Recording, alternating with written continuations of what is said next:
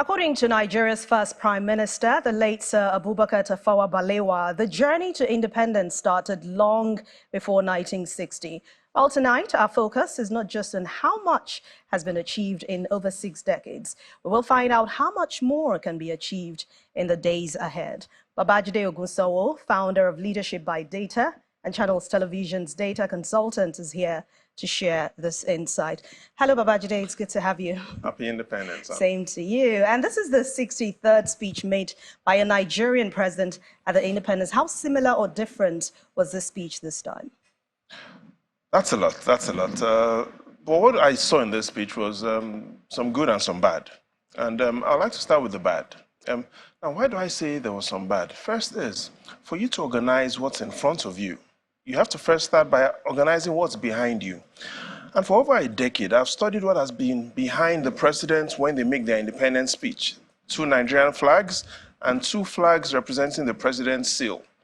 But what I've noticed, and is year on year during Independence Day speech, these flags that are behind the president have no order. They keep moving. So sometimes we see at independence, the Nigerian flag is at the extreme, the seal, the flag representing the seal of the president is at the center. Other times, it's in no particular predictable order.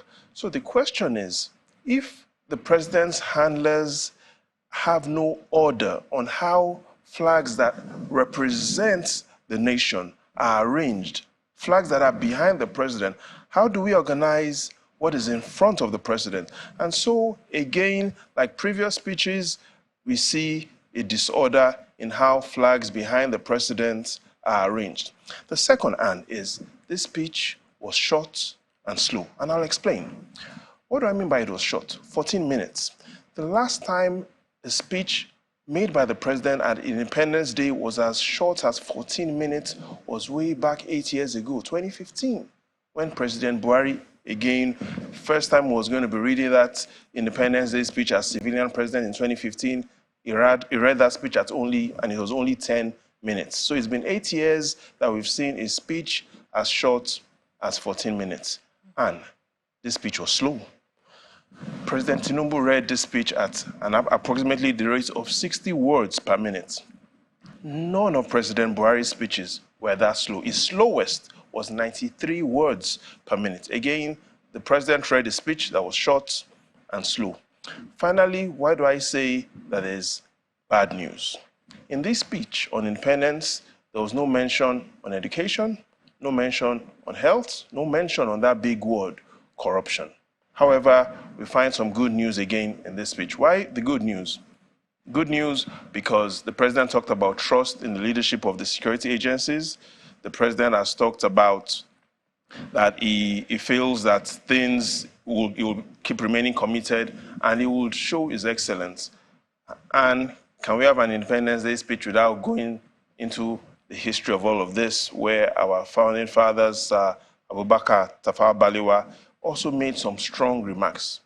If we take a look at some of those big moments from 1960 and some of those remarks made by Sir Abubakar Tafawa Balewa, it will allow us to know how much progress we've made. Remember some of those words at independence. We have arrived.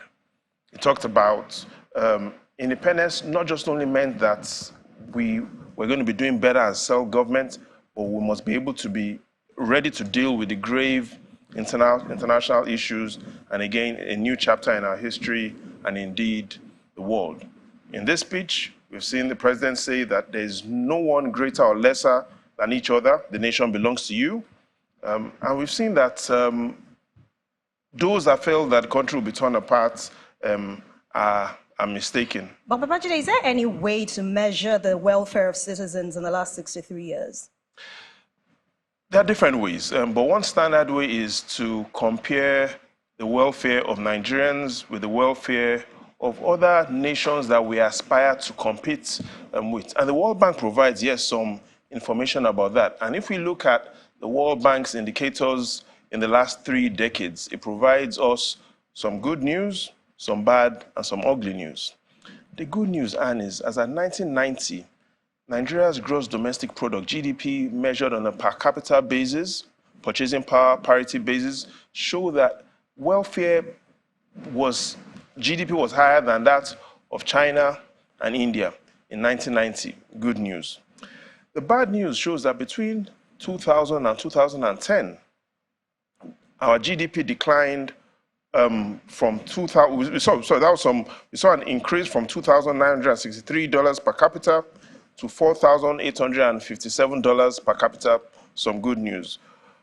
Bad news is that between 2010 and 2020, it has declined from $4,857 to almost the same $4,865. So in summary terms, as at 1990, Nigeria's GDP per capita was higher than those of China and India. All right. Babajide, let's quickly wrap up this. But the president has already made promises to remain committed and even serve faithfully. How can he continue to build the trust of citizens in public administration? And what's the future looking like from here? The future is just to focus on what citizens say their own priorities. And if we look at, based on research done recently by Lantana and the Alliance for Democracies Globally, they asked Nigerians what do they feel should be the priorities of government. First priority should be, number 5, improve education. 4, invest in security and defense. Number 3, promote economic growth. Number 2, reduce poverty. And the number 1 request from citizens, fight corruption. So in summary, the government should focus on these 5 things and hope for the best. All right. We pray always for the best and a better Nigeria. Thank you very much. Babajide Ogunsanwo, founder of Leadership by Data and Channels Television's data analyst. Thanks a lot for your time and your contribution.